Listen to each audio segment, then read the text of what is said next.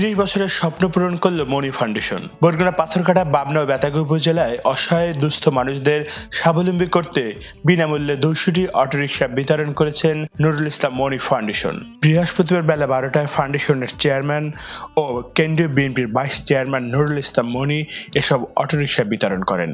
এছাড়া ফাউন্ডেশন থেকে অসহায় শীতার্ত মানুষের মাঝে 2500 উন্নত মানের কম্বল বিতরণ করেন।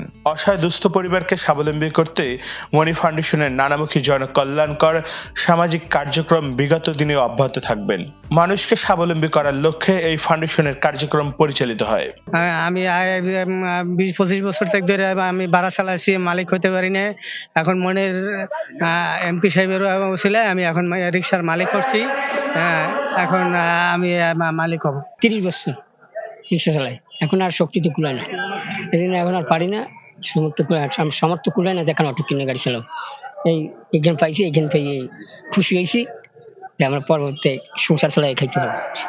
রিক্সা তো আমি ধন্যবাদ, আমি দোয়া করি আরে যেন আল্লাহ হাত দারাজ করে এবং আরো দেওয়ার মতো তৌফিক দেয়। রিক্সা যারা পাবে, এবং রিক্সা যথেষ্ট পরিমাণে, একটা রিক্সার দাম প্রায় 75,000 টাকা auto rickshaw.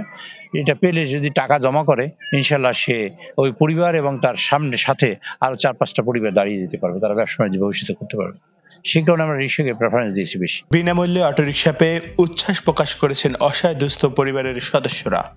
Rasel Mahmud, Banglavision digital, Barguna.